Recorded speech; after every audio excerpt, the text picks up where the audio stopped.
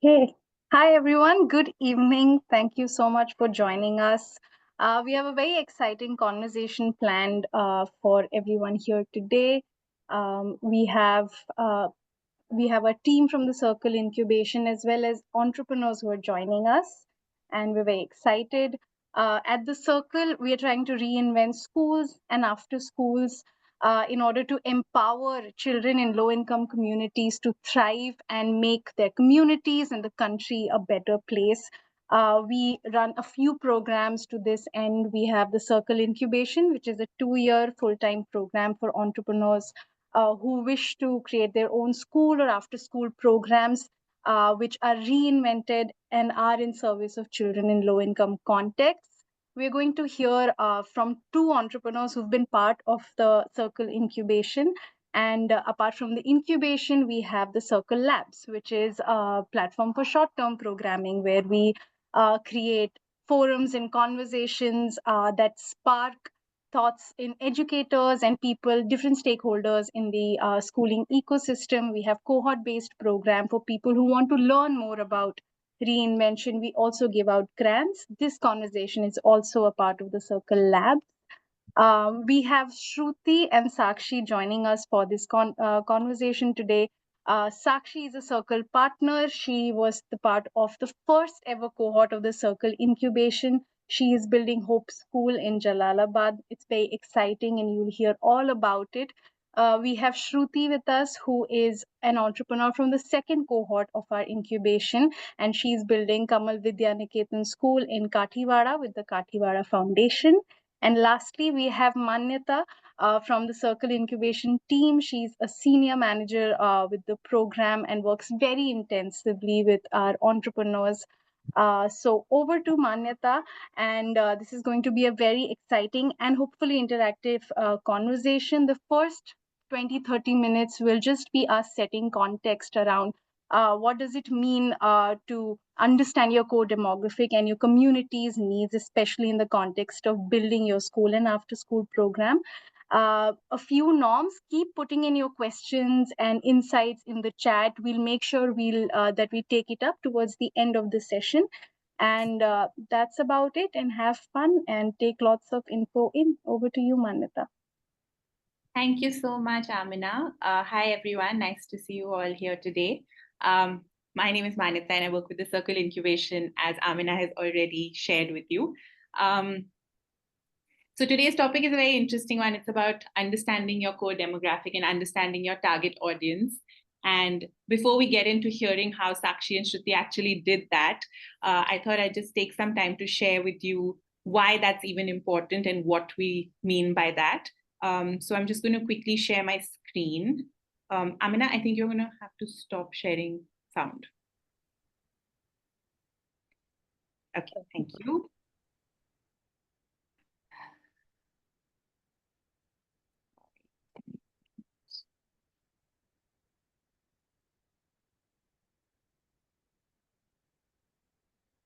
Can you see my screen? Yeah. Amazing. So when you decide to work with a community and work with a particular target audience, the first step actually is to understand that ecosystem, right? It's to understand what that community is all about. It's to understand what the needs of the community are. It's to understand the target audience and what their needs are. And why that becomes important is because whatever you want to provide as a solution that you feel will lead to transformation has to actually fit with the need of that community and with the need of the target audience you want to work with in the community. If that fit doesn't happen, and if the community doesn't see what you want to offer as a need, there will always be like a buy-in problem. And that's the reason why it gets very important that you immerse yourself and understand what really the community needs. When we think about it from two things. One is just understanding your community, which would mean understanding the history of that community, existing schools and after schools and other spaces for children in the community, actually understanding the strengths of the community so that you're going in with an asset-based lens rather than, like we will solve all the problems of this community.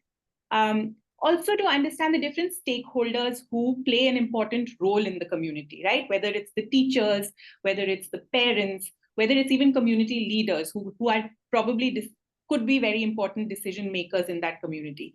So when we speak about understanding the larger ecosystem and the larger community, it's around these themes that you can see up on the slide. And then what is also very important after you've understood the larger ecosystem and the community that you're going to work in is to really go deeper and understand the target audience and their need. And by that, for everyone, the target audience will be children, right? But within the children also, what is the age group of children that you want to work with? And that age group, what is their need? And how do they spend their day? So the themes within understanding your target audience and your children are just around how do they spend their day? What are their aspirations? What do they dream of doing? What do they see their future to look like? What are strengths they have? What are challenges that they face? What is the accessibility for them? Like, what are the kind of structures, learning spaces, other things accessible to them? And what is it that they seek or want more of?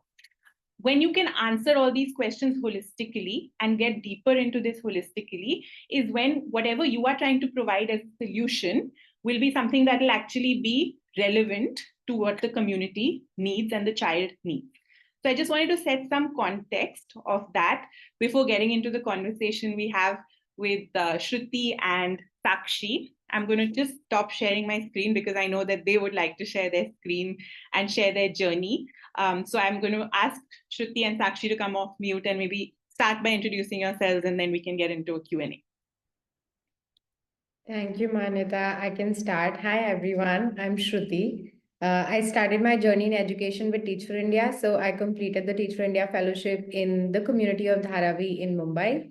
The fellowship basically did two things for me. It made me fall in love with teaching and it made me fall in love with kids, which continues to this day. After my fellowship, I spent some more time with Teach for India and I learned how to coach teachers as a program manager of their fellowship. Post that, I did my MPhil in Education Leadership and School Improvement from the University of Cambridge. And at the moment, I lead Kamal Vidya Niketan School, which is an initiative of the Kathiwada Foundation. Our school is set up in one of the most educationally backward districts in the country. We're a baby school right now, we're only 6 months old. And we also serve kids who are in the ages of 2.5 to 6. So we are a preschool right now and we aim to grow with the kids. I will, of course, share more about the school and the journey, but I will invite Sakshi to also introduce herself. Thank you, Shruti. Hello, everyone. My name is Sakshi. I come from Jalalabad. It's a very small town nearby Bareilly. It's 89 kilometers far away from there. And I did my primary and secondary education from my village only and came to Delhi, did graduation masters from Miranda House, Delhi University. I worked with a few organizations. I did my fellowship also, Gandhi Fellowship, and worked at policy level as a Chief Minister Good Governance Associate in Samagra Shiksha Abhiyan.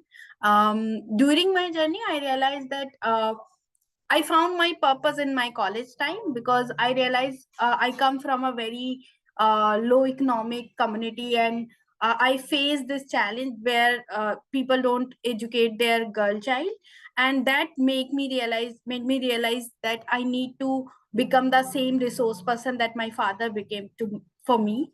That's why I am building this Anubhuti, where we work with out of school and dropout children who live in a very marginalized community and they don't have accessibility for the formal education system. Now we are building Hope. Hope, it stands for hands-on project-based education in my village, in my community in Jalalabad. And our vision is to build the academic excellence to our children and as well as socio-emotional awareness so that they become an empathetic and action-oriented citizen of our community. Yeah. Amazing. Thank you so much for those introductions, Shruti and Sakshi. I think what's very interesting about this conversation is the approaches you both would have taken, because while Sakshi has gone back to the community she's from to build for them, Shruti actually went to a community that she's not from and did like a very different approach. And I think that's why it's going to be a very interesting conversation that I'm looking forward to. Do you guys want to start off by sharing why you even thought a school would be important and why did you, for your specific community? I can start. So the reason it's interesting is because I'm not from Kathiwada where I'm building a school. So that's why it's important to know why I thought doing a school here is a good idea. After my MPhil, I was very clear that I wanted to start a school and I knew that I didn't want to do it alone. So that's something I was sure of. I was also sure that I wanted to do it back in India and that's why I came back. And I wanted to be in service of a community which was underserved. So through my research on foundations, I ended up finding the Kathiwada Foundation, and I met Digvijay and Swati, who are directors of the Kathiwada Foundation. I now consider them to be people who want to do whatever it takes to transform the community where they are from. They have a 300-year lineage of the community. They were a royal family of the community, and they are people who can and want to move mountains to bring change in their community. And that's what really settled in with me when I met them. So they wanted to start a school in this region, and upon more research, I found that this Tehsil of Kathiwada has 149 villages. It is part of district Ali Rajpur, which is one of the most illiterate districts in the country. And then I thought to myself, oh, how magical would it be to completely turn this number around? And that's where I found my calling. So our foundation works across 4 pillars, not just education, health, arts and culture, as well as agriculture. But we decided that education is the place we want to start.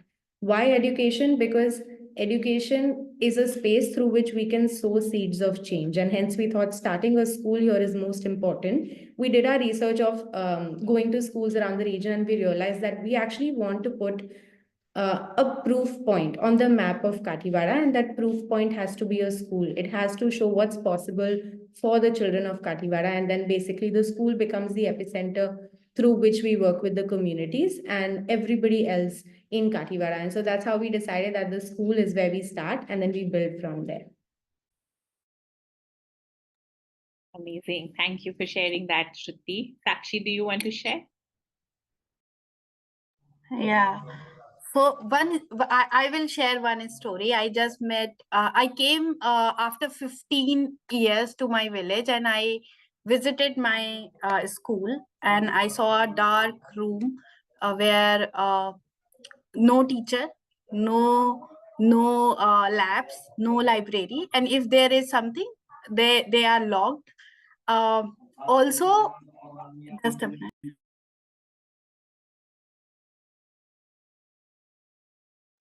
Yeah, so I visited my school and then I realized that in these 15 years, my school or my classroom hasn't changed, right? And when I talked to my friend, and she is also a government teacher, and she said, we were sharing, we were talking, and I was sharing that our school has not changed, and we should do something for our school. And she said that she is having some work, and she was in the classroom and she was sharing that she was talking to me. A child is saying that give me a work, the madam काम दे दो, madam काम दे दो, and she was talking to me. And then I asked, it's a work time and you are talking to me, you are doing the same thing that our teachers are doing to us. And that was the moment that I realized, if you want to bring the change, you need to create the evidences, right?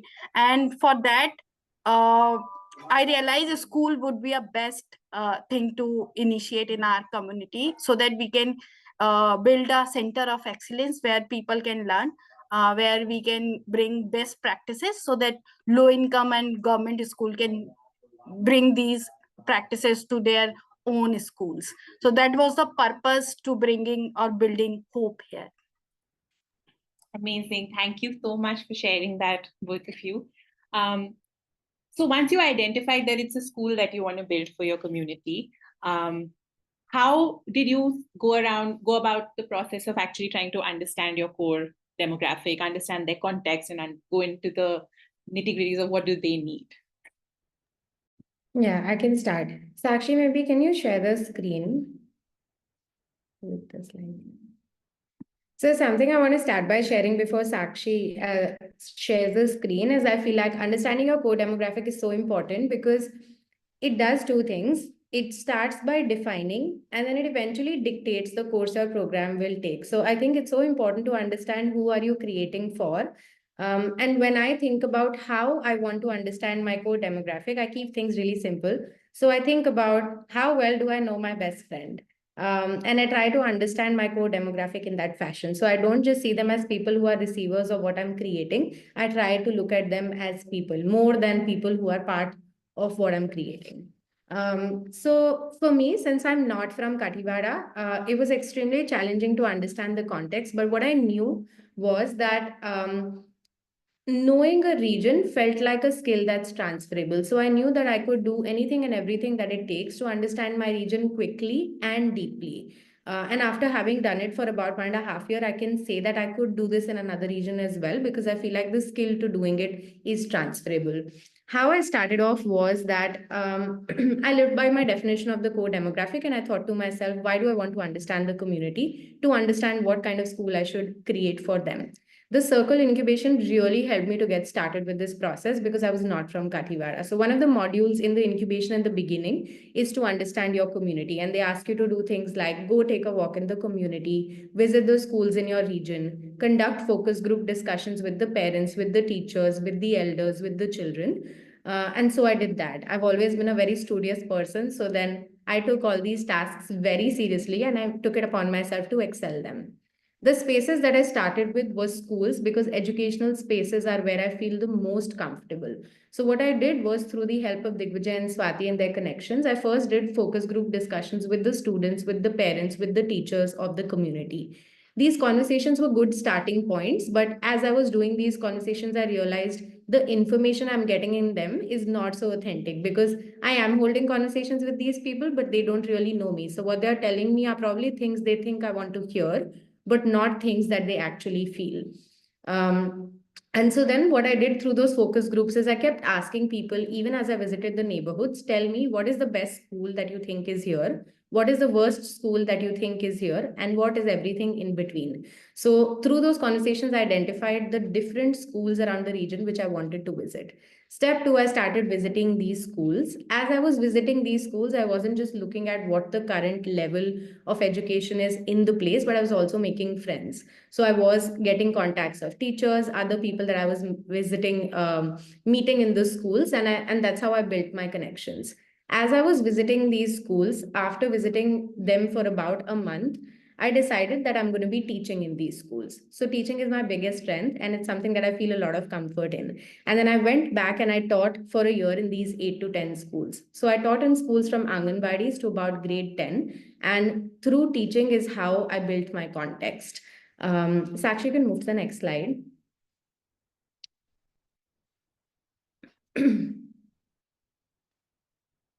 Yeah.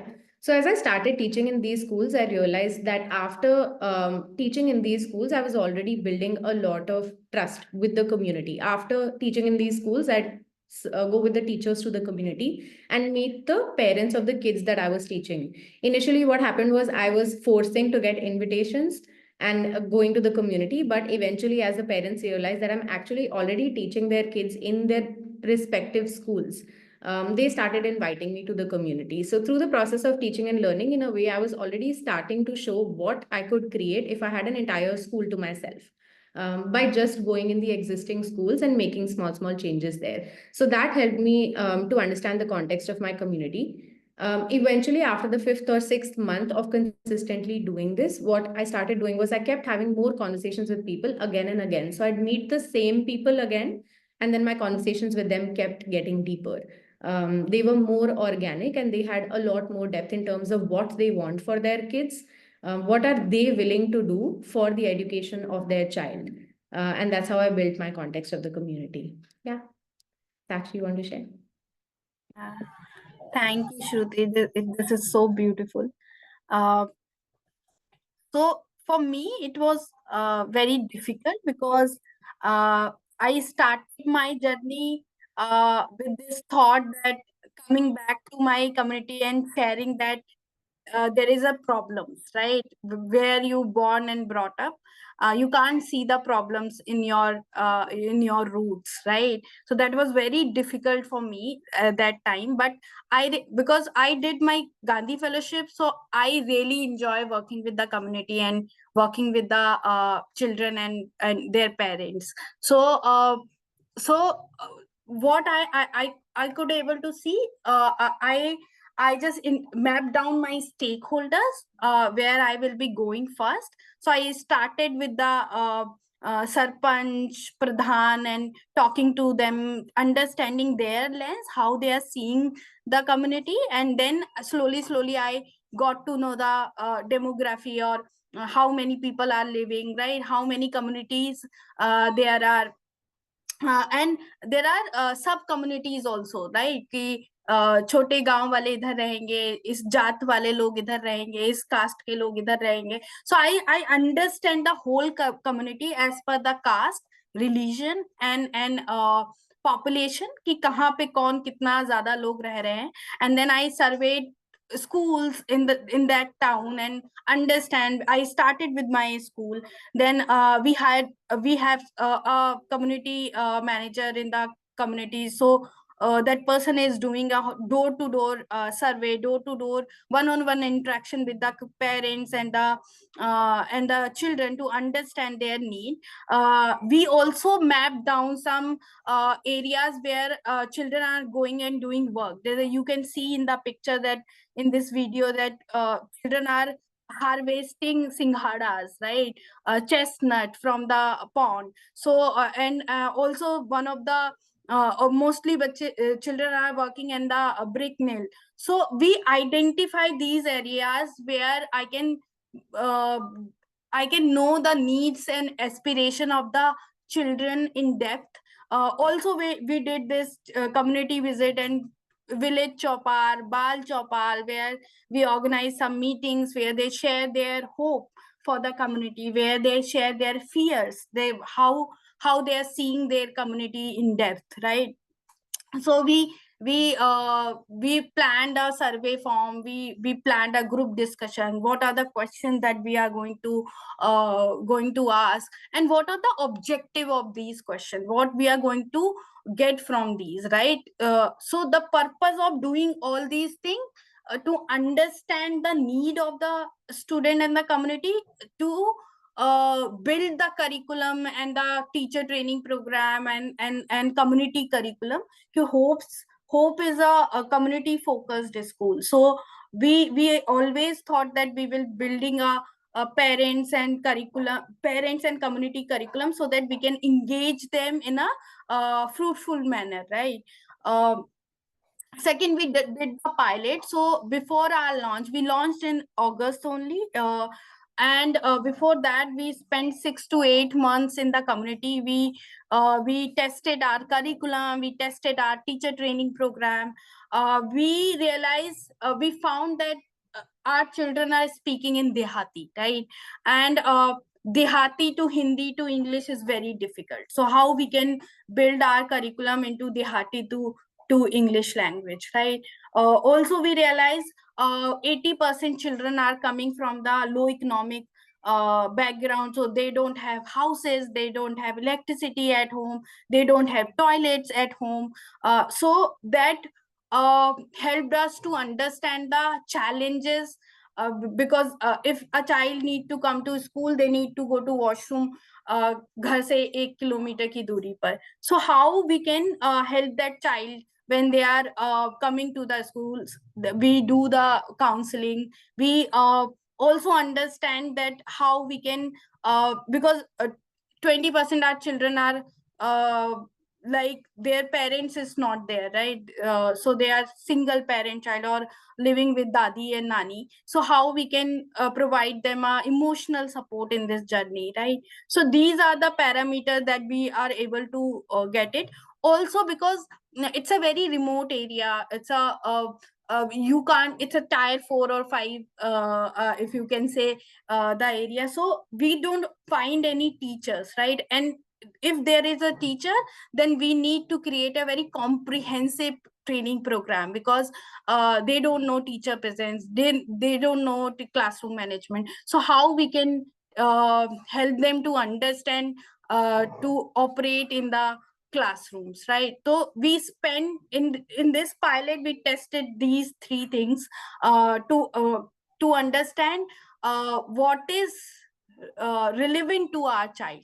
अगर हम IB curriculum ला देंगे या CBSE curriculum ला देंगे तो मेरा बच्चा ज्यादा पढ़ेगा, और it just need to create a comprehensive learning space where they can come, they experiment, they express, they get the exposure to learn more, right?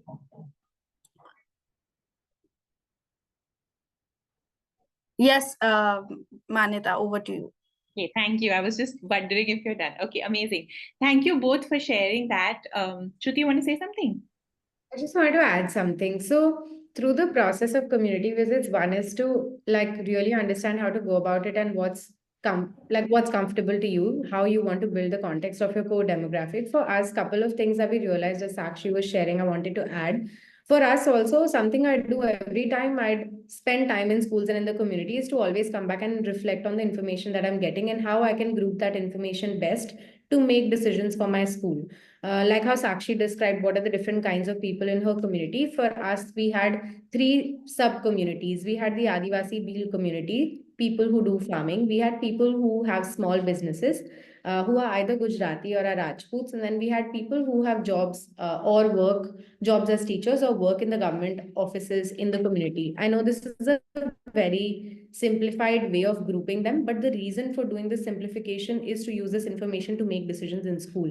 Like for us, so much in common with Sakshi School, we realized that caste hierarchy is very deeply woven in the social dynamics of our region. And so we have to be extremely sensitive to how we set up spaces both in the school and outside of school.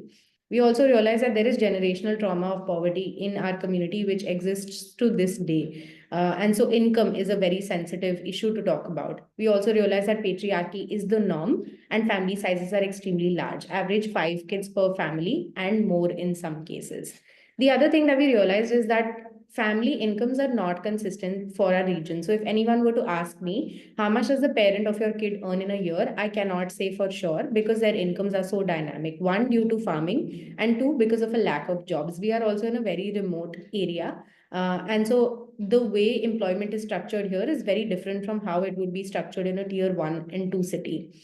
Couple of things educationally that we found out was that there is a heavy focus on FLN that is needed because schools over here are failing kids educationally and the Anganwadi structures are in distress. And so these are things that allowed us to understand that we actually don't want to start our school from grade 1. And all of these experiences helped us to choose that we want to do a preschool here. A preschool here, this is the first preschool here. There is no preschool in our region. So we made the choice of bringing in kids at the age of 2.5 and not at the age of 6, so that we could get 4 years with them for them to be more settled in school and for them to get their basics as they go along. Something else that we noticed, which was a big asset for us, we realized that parents, both educated and not educated, want quality education for their kids. They want good quality English medium education for their kids. And these are things that we understood because even for us, kids don't speak Hindi. We start from Adivasi, go to Hindi, and then go to English. And so these are important things for us to consider. The last thing that we realize is that the parents of our community are willing to go miles to get to the right school for their child and get good education. They don't want just their kids to be doctors or engineers. Most of our parents, if asked, what do you want for your child, would say we want them to do what they want to do. We were forced to do farming. We were forced to do businesses because, as a consequence of poverty. We don't want that for our child. So we want them to do what they want to do. And I feel like all of these informations that I explored through building context with the community led to me making decisions in the school. I just wanted to add that. Yeah, thank you for sharing that. I was actually going to ask that question next because I feel like from what both of you shared, I feel like based on what also tends to happen when you go into a community and do a needs analysis and try to understand is you get a lot of data. But then you have to also know with what lens to approach that data and use it to inform your decision making, because that's what you're doing it for, right? And Shruti, you already touched on it a little bit on like how you did it. But if both of you want to share a little bit on like what is that lens, once you've gathered all that data as well, what is that lens to actually make that data applicable to what you're doing? Otherwise, it's just useless data, right? Like it's just like a lot of data. So if you both have any insights there on what is that lens to hold when you're looking at that data so that you use it.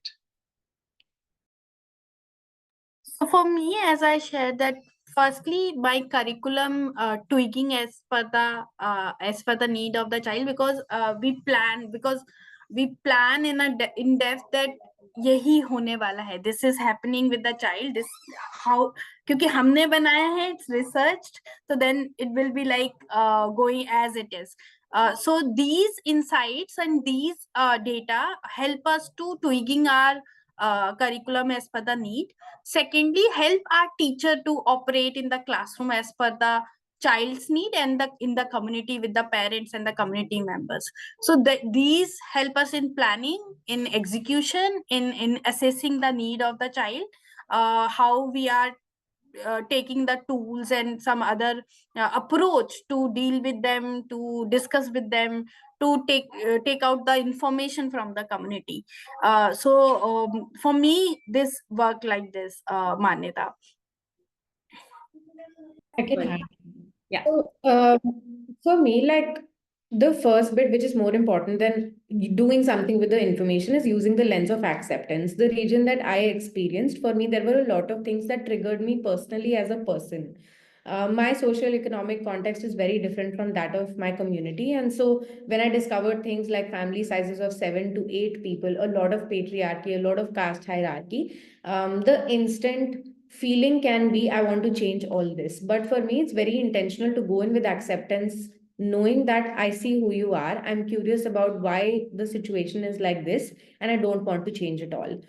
So at Kamal Vidya Niketan, we are very clear because we know there are so many social issues we could work on in our community. We prioritize and pick the issues that we know will hinder the kids coming to school. So family planning is an issue that we have picked to work on because we know that if family sizes are large, parents will start choosing which child to send to our school. And so we use the information to identify what will stop our kids from coming to school in the future. And so then which issues do we want to work on? What ties into our curriculum is that we have 3 pillars of teaching and learning in our school. That's our philosophy. Our 3 pillars are experience, exposure, and belonging. These pillars have been defined after executing a lot of our curriculum in our community. We want kids to do hands-on learning because none of the schools and Anganwadis here get kids to do that. It's a very traditional way of teaching and learning. We want the kids to build exposure because we are in a remote area and technology is absent here. We have introduced technology through our school to build exposure for kids, to make them see the world that's outside of their village. And belonging because we marry the traditional to the modern. We want the kids to develop deep respect for their culture, deep respect for their tradition, as well as move towards modernity where they explore what are things that are outside of their region. So all the information that we gather either fits into how our curriculum will be built or fits into how we would do the work with our community or fits into things like what kind of fees we'll charge to the kids. How will the kids be picked up from school? What are the holidays that will be present in the school year because they are not your usual tier 1 city school holidays? The festivals over here look so different. So small things like that, they fit into our administrative, they fit into our academic, and they fit into our overall school design. Yeah, that's very helpful. Thank you for sharing that. I think I'll just to summarize what you said earlier, because I felt like that was also very helpful around like the approach you took, both of you took. And I think both of you approached it differently, because like Shruti was going into a new community altogether. The approach you took, Shruti, was like, let's stay in the things I know are my strengths. So let me go into schools because those are good spaces I can pick up insights from. Let's teach because I can build relationships through that. And then you went into like the focus group discussions and the shadowing and the immersions and the meeting of the community leaders, because for you, that was your way in. And for Sakshi, it was like the opposite. I feel she said, I knew the community. So I first went to the Sarpanch to understand like what we can do, what the demographics are, and then started doing the pilots and the FGDs and the conversations through that. So it's very interesting how, because of the context and because of who you are in that context, how you approach it will also look very different. And you can make those choices for yourself. So I just wanted to bring that because I saw this contrast while hearing you both earlier. And now you're using that data you've got for very similar things, right? Your teaching practices, your design decisions, your curriculum. So it's being used for very similar things in your programs.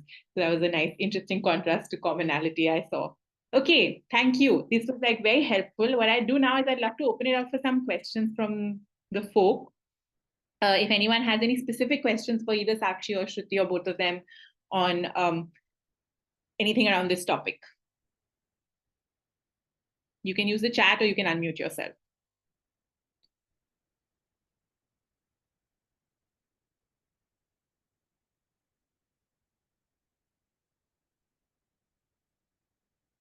Yeah, we have something from Asha in the chat.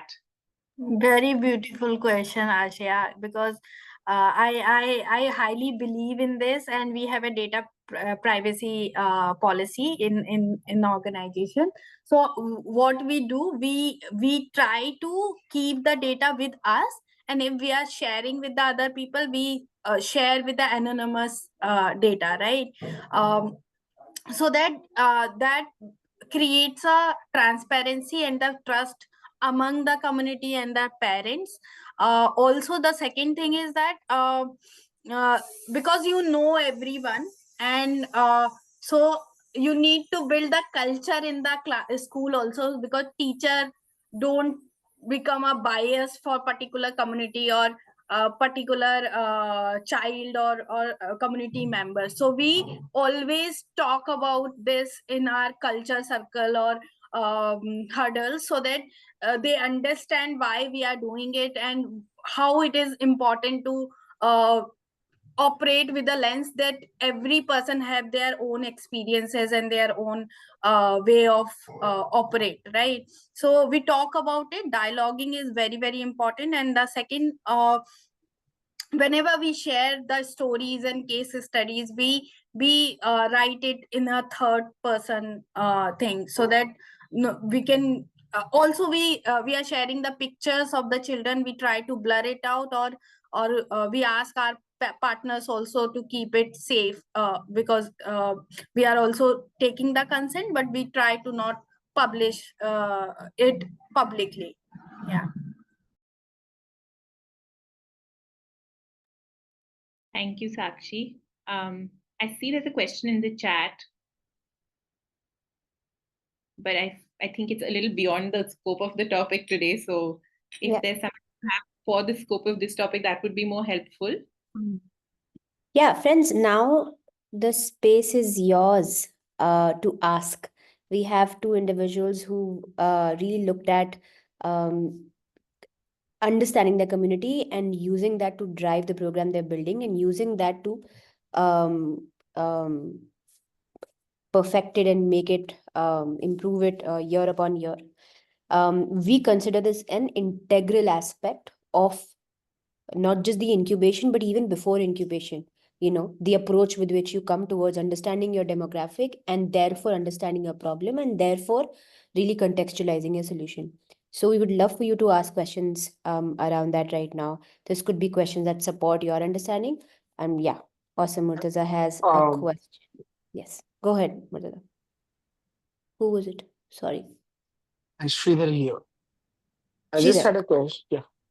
So I just had a question regarding so did you like create a timeline for goal settings like year wise, this is the goal that I want to achieve this year, and because this is a very long term process, I feel changing the whole community and bringing a change in that kind of sector. So like how do we do that? Because what I feel as a problem with me is that I want fast change, and that is not really possible in this case. So how do you do that, and how do you try to find a solution to that?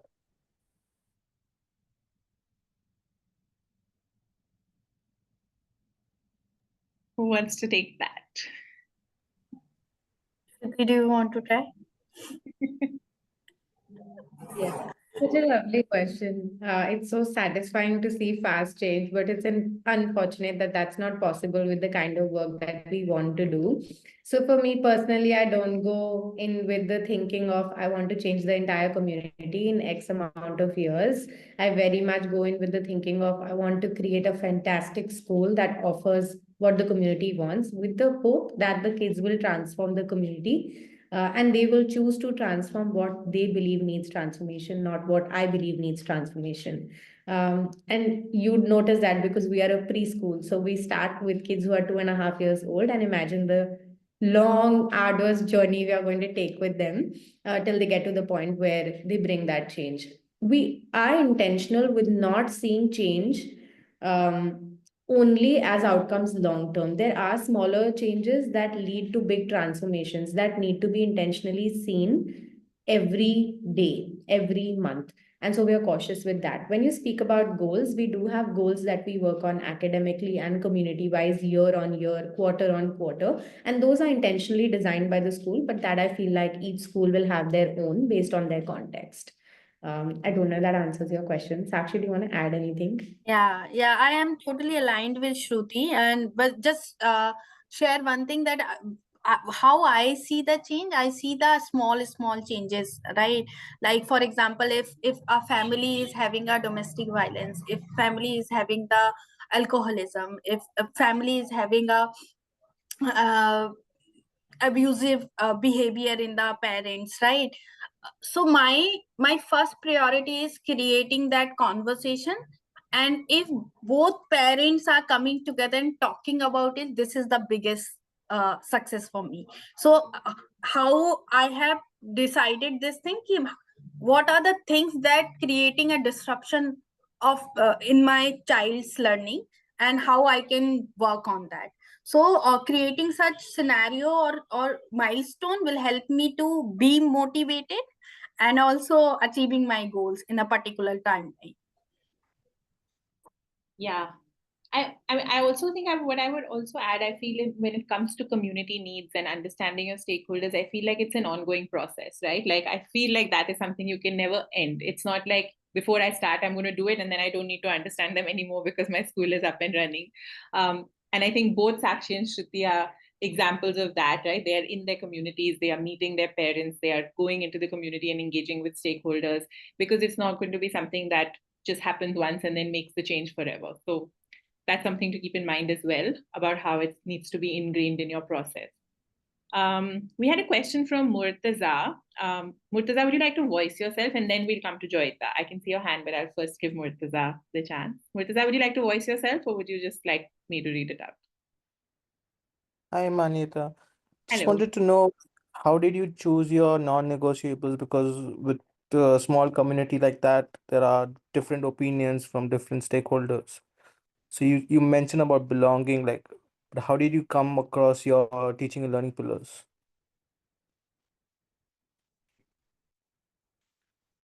Yeah, okay. So non-negotiable, you mean in terms of the academics at school.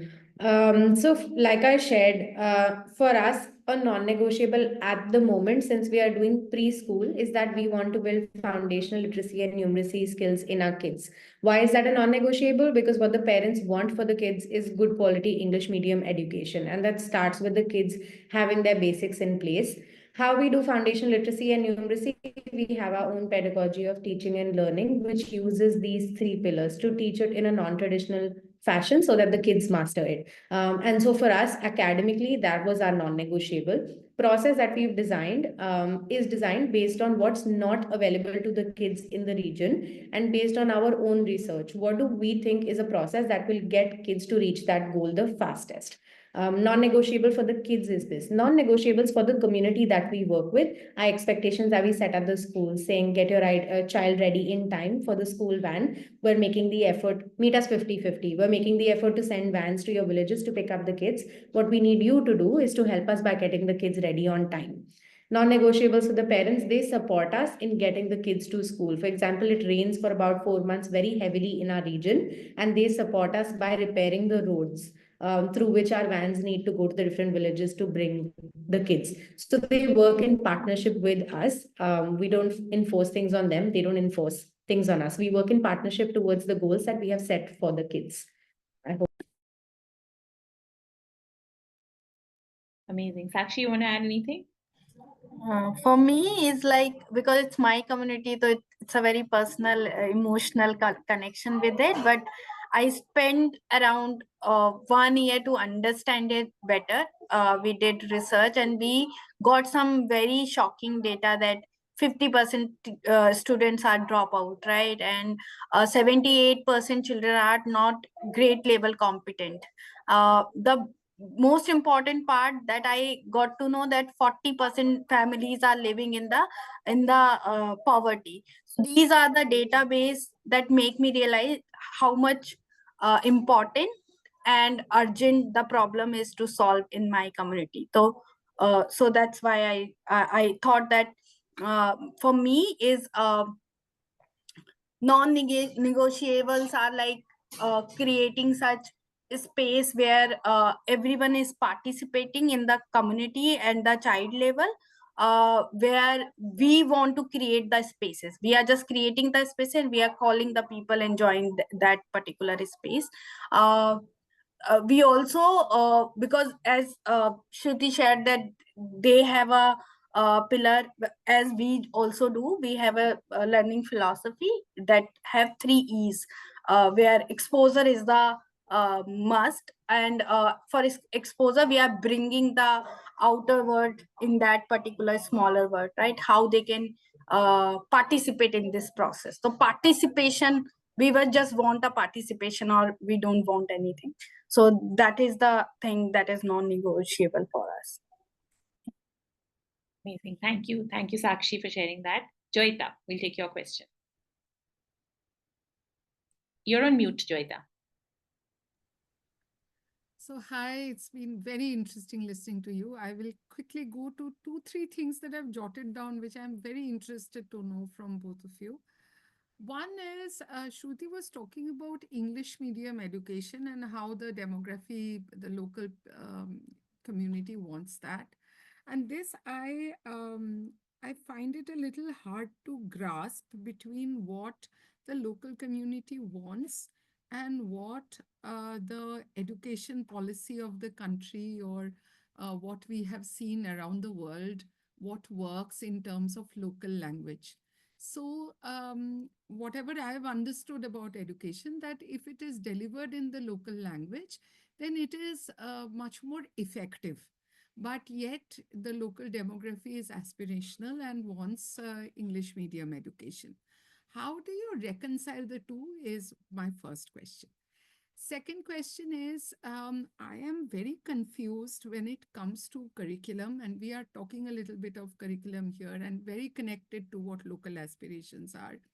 Again, what we understand as good education may not be necessarily what the local community wants, especially in communities where poverty is rampant. So there, people would, whatever my little experience has been in this kind of context, people would want that their kids grow up and crack competitive examinations and stuff like that. And they kind of say that let us first elevate our status and then we will hear all your talk about, good education and experiential learning and all of that. So I am very curious about this. Third is there any baseline test that you used to start off with to build your curriculum on? And my last question, I promise I won't bother you anymore, is that I am curious about where you are sourcing your teachers, because where the education system is already so challenged, I would assume that maybe local teachers are not an option. And if that is an option, then how are you? I am very, very, I'm a confused soul, let me say. So over to you. I'll start with the fourth question. Yeah, you're going to start with the fourth question. No, the first one and then the fourth one. Okay, sorry. Go for it. Go for it. Take the surprise on the fourth one. I work with all local teachers in my school. We don't have any teachers who are from outside. We have local teachers who speak English. We have few teachers who don't. So we train them on all the skills they need. We also train them in the language of English. We tried getting teachers from outside, didn't really work as much. Our hope is as we expand, we get more teachers from outside, but our focus is on designing the right training for them to be equipped with all the skills to teach our curriculum. And we have been successful in doing that. So local talent for us has been a huge win. It's also really worked with our kids because we are a preschool. That question. For us, English medium education is a demand from the community. We don't say that delivering education in the language of the child is not going to do it. So at our preschool, because we're anyways a preschool right now, we don't deliver our program in 100% English. Our teachers are well versed with all the languages that our kids speak. So our teachers also speak Adivasi, our teachers also speak Hindi, and then our teachers also speak as much English as is needed for the preschool right now. And so in our preschool education, we do rely heavily on the languages that the kids know, and we introduce English slowly, step by step to them. And so that's our stand on how we want to use language in the school. It's important to understand why the community demands English medium education. So the why is really important. If they aspire for their child to be a fluent speaker of English, why is that important? And through our conversations with our parents, it is directly tied to employment opportunities outside of the region. And they want their children to learn English because they have big dreams for their children. They want their children to access universities that no one in their region has accessed, and they believe English is the tool to get there. And that's where that need comes from. And so I think at the end of the day, it's a school's choice to take a stand. Which language of instruction do we want to use? What is the demand of our community? What can we provide and what can we not provide? So those are a few answers. I'll hand over to Sakshi and more as Yeah. Sakshi shares. Same. We don't have any high quality English medium school in the radius of 15 to 20 kilometer. So that was the first reason. And the second, Joyita, I would highly share that if you don't know English, there is no opportunities, right? चाहे कितना भी बोल लो, Hindi is the best, Hindi मातृभाषा है, लेकिन but reality is very different because I come from the same community and I feel like I learned English in last 4-5 years, right? So how it is important to creating the employability, and also English and technology is very important for the community, and that they are seeing it, right? A father is a cobbler, and their father is also cobbler. Now they are imagining their child will be also doing the same thing, right? But the child wanted to do something different. They are seeing the buses that coming from the 50 kilometer for English medium school. They wanted to go there. Parents inside also wanted to do that, send their child to the high quality English medium school, but they can't afford it, or they can't show their aspiration to the others because सब हंसेंगे उन पे, right? So this is why we understand it very deeply with the parents from the community, and then we decided that it's very necessary in our community to creating or building the opportunities to the children who are not part of the system. I would say these children are the pushed out, right? These children are who are very far away from the system. Yeah. Quickly add one small thing. So, Joyita, for us, like local talent has been so magical because we observed that teachers who came from the local community showed the most willingness to learn. They had so much hunger for learning because in their years of teaching here in schools, they had never experienced what being trained means. And so for us, that has helped us a lot in getting our program ahead faster. Our first hire for the school was Ahmed, who is from Kathiwada, but spent the last 10 years working outside of Kathiwada in the social work space. So he was a social worker for different organizations, and I met him through LinkedIn. He actually decided to come back to Kathiwada because there was an opportunity in his own region that aimed to transform the community. So he has now moved back to Kathiwada and is a social worker in our school, is one of the best people we have here, who is from here, knows the context of the kids, and hence is more driven to do the work. And that's true for our teachers as well, because they have experienced education here and come out of it. They know the value of good education. They know how the kids learn. They know the parents, and they already come in with all of this understanding. In the future, we aspire to be a model which also has urban teachers. So we know that if we don't have teachers from the local context, it's going to be impossible for us to bring people from outside and help them to build context of the kids in the community. So we actually want to have that model where we have both teachers, but we started with locals. Yeah, I totally resonate with Shruti because I learned recently this thing. We have a urban and rural teachers. Urban teachers are getting the good salaries, teacher house, travel, other benefits from here because they are leaving their space and coming to a interior village and spending their life. Local teachers are not getting much, but their intention is so pure towards their community. I can't find same intention to the people who are coming from outside the community. And this is my recent big learning that if you want to build the community, you need to empower local people and you need to invest. Yes, the progress is slow. You need to put most of the things on place, on process, system, trainings, right? You need to learn also because the need of the local teachers are very different, right? They don't know the teacher teaching in depth as we want to implement the lesson plan, or they don't know that language, but they know how to work with children, how to work with community, right? So I totally resonate with Shruti shared. Yeah. Okay, amazing. Thank you for your questions, Rohit. I hope you got some food for thought from them. We have a question in the chat from Sameer, who's asked, how did the incubation program help you in this journey? I know, Shruti, you touched upon it a little bit, but you want to answer, like, how did this, like, the incubation help you with going about your understanding your community and working with them? Yeah, I'll add a few quick points. So the incubation is designed in a way that every month it focuses on something different. And Manyata can obviously share that later. Maybe you all already know what the focus of each month is. And I feel like it's a very structured approach. Because then you're not just stopping at getting to know your community, you are using all of that information to hire teachers, to make your program, to test your program, to pitch your program to people who may be interested to fund you. So the incubation is very structured, and someone earlier asked, I'm sorry, I'm forgetting the name, how do you set goals? The incubation helps you to set those goals.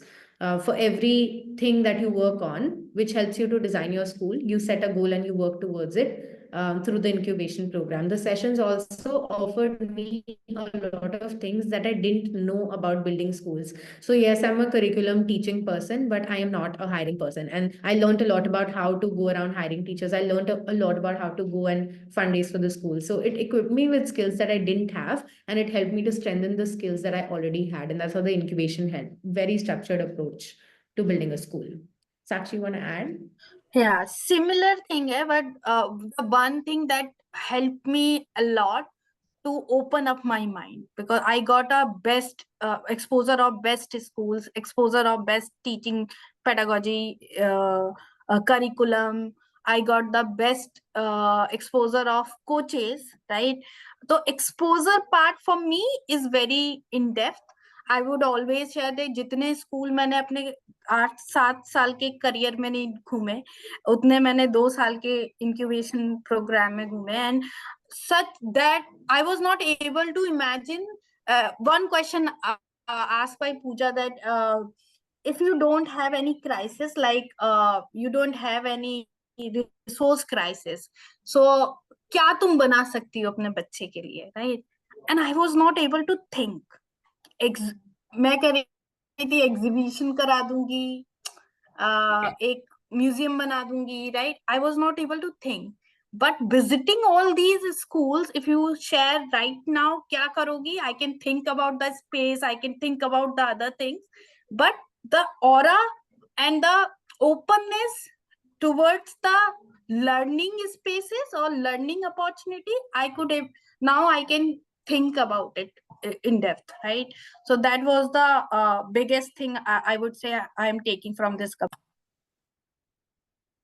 Amazing. Thank you, Sakshi. Thank you, Shruti. I hope that answers your question, Sameer.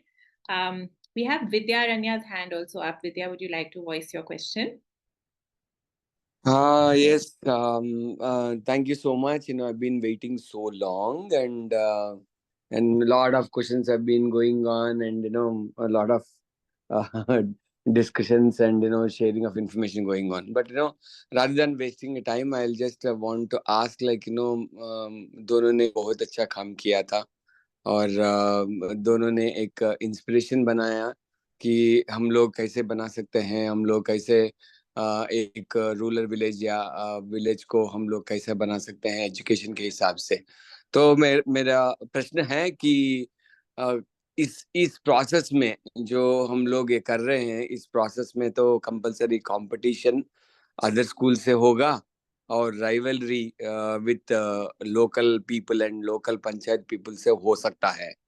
तो वो rivalry और competition दोनों ने कैसे chess किया, और chess किया तो कैसा रिजल्ट सक्सेस में कन्वर्ट किया था। तो वो ये बहुत इम्पोर्टेंट है, बिकॉज हम लोग जहाँ पे भी काम करते हैं वहाँ पे राइवलरी तो रहती है। तो स्मूथ जैसा कोई भी भगवान के जैसा स्मूथ नहीं होता है, तो स्मूथ प्रोसेस भी नहीं होता है। तो इसलिए मेरा प्रश्न दोनों से है, तो प्लीज आपने कैसा चेस किया वो कंपटीशन और राइवलरी का जो लोकल पीपल से आता है, वो कैसे चेस किया? Thank you. That's such a lovely question, and I want to start by answering it because my story is that I'm not from the region. So, understanding the local politics of the region has been such a roller coaster ride. I feel like I'm still trying to understand it to this day. In my area, also, women's sarpanches is not very appreciated. So for me, the first step was to actually normalize going to local panchayats, speaking to pradhans, speaking to sarpanches, and building a little bit of a relationship with them where I understand what they want, what they need, and it took a lot of time to get there. We were, however, very smart. So this is where knowing your demographic comes in. We researched what are the schools that may get harmed if our school comes up even before we started. So me, Digvijay and Swati, who are directors of the foundation, know the region. So we sat down to discuss which are the schools in our 7 kilometer radius where we will start ours, which will get hampered from our school. Like their kids might come to our schools and then they may be like, okay, we have to shut down because now all our students are going to this new school. So our curriculum is open for those schools to use. All our training spaces that we organize for our teachers are open for their teachers to come and attend. So we actually offer that to them. Our school is open for them to visit. So they also come and visit our school, sit in our classes, and they do take away teaching practices and curriculum from us. And we are okay with that. Because in the end, we want the children to benefit. We don't need that to be only through Kamal Vidyaniketan, which is our school. We're okay if that is from any other school. So we have a very collaborative approach with the schools in our region, and we invite them to see our practices, to give us feedback, share, etc. For us, the advantage is that our school is set up by a foundation that has already existed in this region.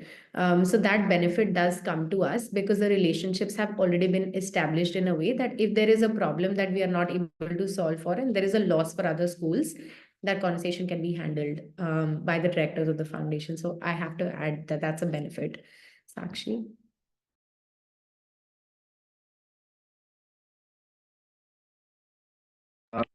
Madam, बोलने से पहले और एक मेरा प्रश्न है, please without with your permission there. Sorry, I'm stopping in middle and asking about it, but I want to know, आपने जो बताया था कि इंग्लिश कंपलसरी सीखना है अपॉर्चुनिटीज के लिए, तो मैं ये स्टेटमेंट कॉन्ट्रडिक्ट करूंगा, कि बिकॉज कि एंटरप्रेन्योरशिप जो अच्छा कॉन्सेप्ट है उसको लैंग्वेज से मतलब ही नहीं है। मैं एंटरप्रेन्योरशिप सिखाया या इनोवेशन माइंडसेट सिखाया, एंटरप्रेन्योर माइंडसेट में बच्चों के माइंड पे, दिमाग में मैं बनाया, तो उससे लैंग्वेज का कनेक्टिविटी क्या है? जो भी हो, रूरल विलेज में या अर्बन विलेज में, उनका प्रोडक्ट अच्छा है तो वो बिजनेस बन जाएगा। वो इंग्लिश का मतलब क्या है? इंग्लिश होना ही नहीं होना है। हिंदी में भी कर सकते हैं, मराठी में भी कर सकते हैं, पर उनका प्रोडक्ट जो रहता है, वो जो इनोवेशन माइंडसेट रहता है, तो एंटरप्रेन्योर माइंडसेट होता है, वो अच्छा रहे तो लैंग्वेज का बैरियर नहीं है मेरे हिसाब से। मैं बहुत सक्सेस स्टोरीज ऐसा देखा हूँ, और बहुत सक्सेस स्टोरीज में बना भी सकता हूँ। मेरा कॉन्सेप्ट वही है और मैं कर भी रहा हूँ।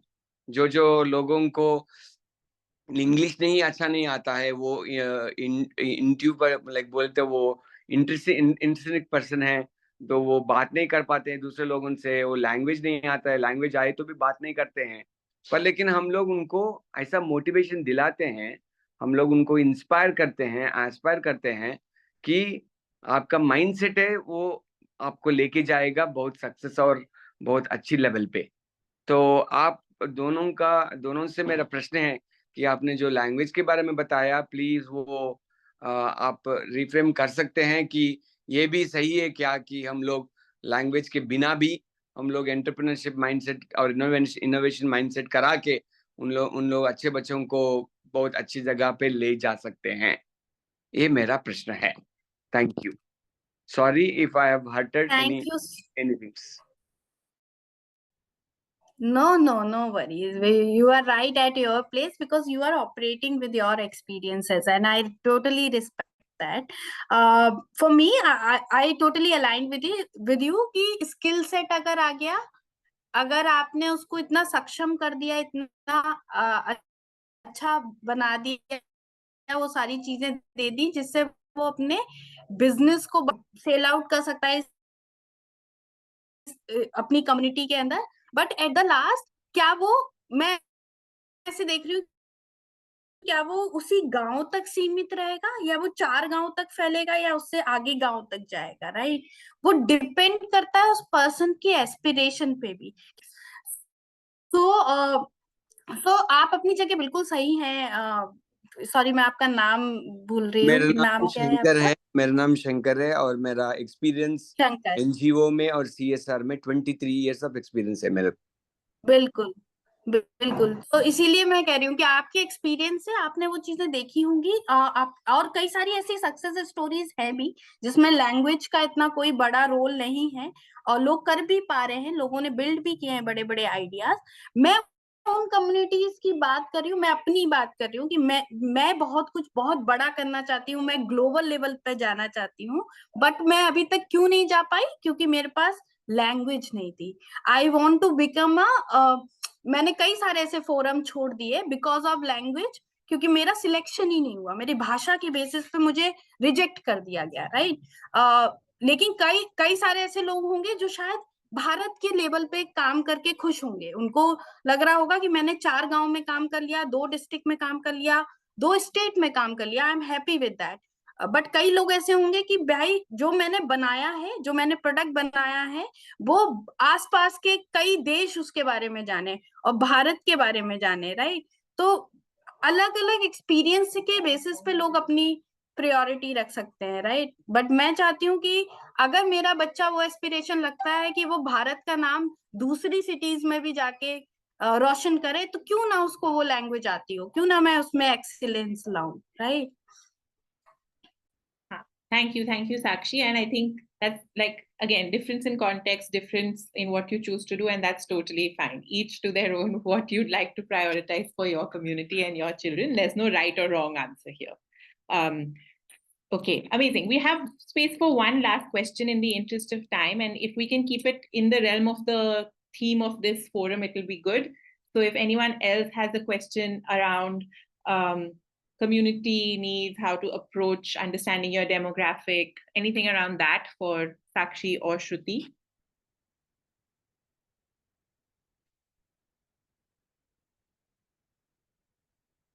Thank you, Shruti. I see you've responded to a question around assessments in the chat. Yeah, so we have, so this is Manita, what the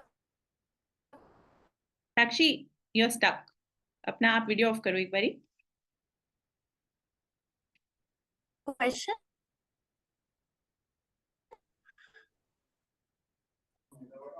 Assessment instruction. Sakshi, can you hear me? Yes, I can hear you. Can you hear me? मेरे गांव में now I network can. नहीं आता है. Anji, now I can hear you. I was asking if anyone else has any questions around the theme, क्योंकि किसी ने chat में question डाला है around how do you assess the impact of your program since you're so early. But I was just checking Someone has a question around the theme. Otherwise, you can answer this Yeah, and yeah. we can help with that. Yeah, so we have a 3 layer of assessment. We also assess a parent's growth, that are we able to align with the larger vision. Second is the and the emotional growth, where they are able to articulate their likes, dislikes, interest, right? The third is the community leader participation. So our school is community focused school, so we wanted to encourage local leaders, local people who participate in the school processes. We have a curriculum, and we define some parameters and indicators on which we assess them on every monthly, quarterly, and half yearly and yearly. Amazing. Thank And you, Sakshi. also because we have pre-primary children, so we sorry, Manita, so we have pre-primary children, so we do this assessment orally, and some worksheets जहाँ पे वो draw करें और जहाँ पे वो अपने emotions को paint out कर पाए. Got it. Thank you. Sorry, Sakshi, I didn't mean to interrupt you. वो आपकी आवाज बीच में चली गई, so I thought you were done. Okay, amazing. I think we are at time.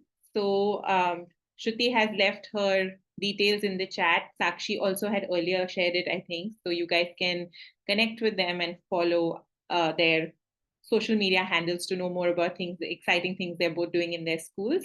Thank you so much for this. And I will now hand back to Amina. Thank you, Shruti, and thank you, Sakshi. I loved chatting with you both. Thank you so much for that, Manyata and Shruti and Sakshi. Thank you for all the wonderful work that you do. First of all, I think it's always so inspiring to listen to you. And thank you for taking out the time to chat. And for everyone in the audience, thank you for being so engaging. In the chat, I've put a quick feedback form that I'd love for you to fill out before you leave. And Arshia wants to quickly share a very fun update. Yeah. And the update is that registrations for the next incubation cohort are already open, friends.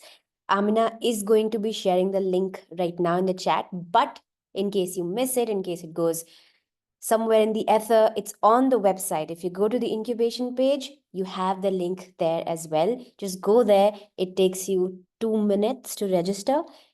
And I'll tell you what happens when you do register. We will call you to talk to you more about your project, your program, how you might be able to build it, talk to you about some of these questions as well. And we're offering multiple opportunities this time for early registration, including site visits, including a potential funding grant as well as several other programs that are coming up. Yeah, so there's a lot of benefit in registering right now. The best being that you'll be able to talk to us as well, and we'll be calling you. So definitely go ahead and do that. You have the link on the chat box, and you also have it on the website.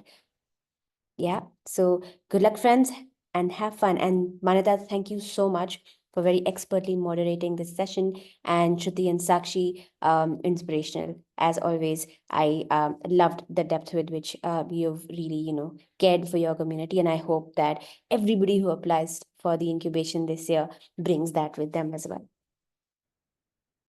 Thank you. Thank you so much. All right, have a great rest of the evening and a fun weekend. Bye-bye.